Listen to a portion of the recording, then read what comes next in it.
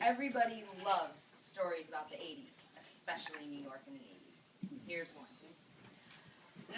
I was supposed to do a fashion show at the Limelight. I had done it there before and gone to the back entrance, but this time it was closed. I was 19 years old and living at the Chelsea Hotel then, and for some reason, I was wearing this white fur coat. I still don't remember where I got it or where it went, in addition to the fact that I'm allergic to fur. But regardless, I was wearing this fur coat with white tennis shoes. I remember this because at the end of the story, I'm sitting on a curb on 6th Avenue with my feet in the gutter, staring at my shoes. I was rushing, as I always was in the 80s in New York. I ran up to the main entrance and I said to the bouncer, I'm in the show.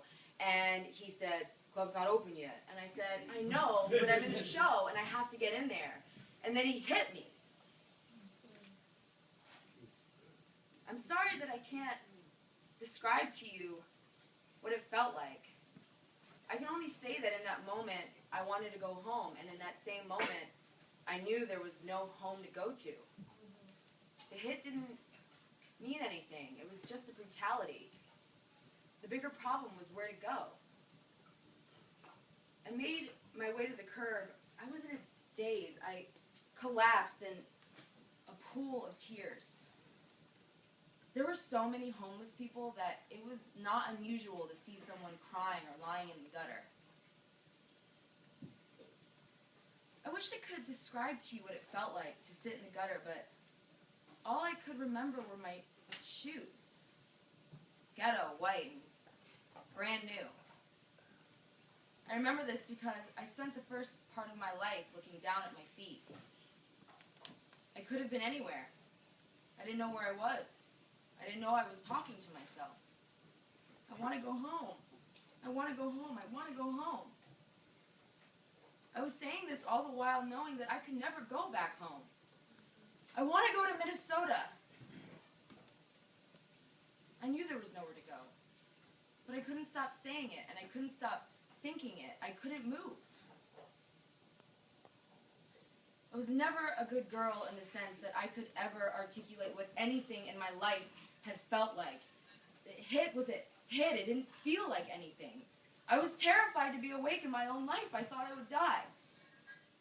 It was easier to look at the ground. So the city, the gutter, everything turned white. Landscapes of snow that seemed a long time ago. Meadows and farmlands and flatlands and cornfields high and bean fields. Blankets of snow that went on for miles. A landscape so barren it looked like outer space. Following the lights along the highway, I could see the gas station 5 miles from my house. By now, I was far, far away from a gutter on 6th Avenue. I was rolled in a ball when I felt these 2 hands on my shoulders. I heard, "Are you all right? What's happened to you? Honey, stop crying and tell me."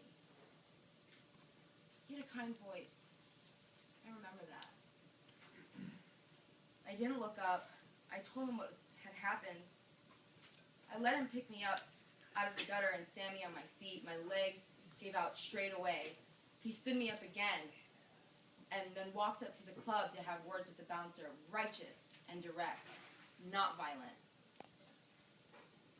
6th Avenue was very busy now, wall-to-wall people like it used to be in the 80s, but this man held me in his arms for a very, very long time, telling me that it was going to be all right. I kept telling him that I wanted to go home, and he asked me where that was, and I said I didn't know, and that it was nowhere, and that I was hungry, and I was tired, and I was poor, and that I was scared, and that I'd been that way for a while. That I was so light that I thought I would float away or fall to the ground. What I couldn't tell him was that I didn't see a way out of any of it. That I had just traded the barren landscape of my past for a more crowded, great place, and I couldn't find comfort anywhere in this world. I couldn't couldn't stand up alone. My knees just kept buckling like a colt. So he waited. And he waited with me until I could move.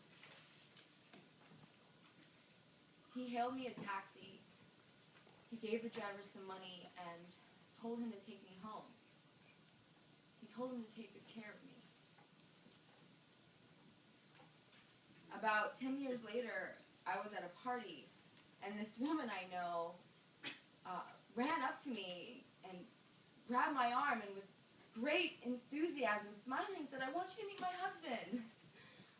And this man turned around, and it was him. And he saw me, and I saw him, and we stared at each other. And she said, "Do you know each other?" And I said, "He helped me up once." A long time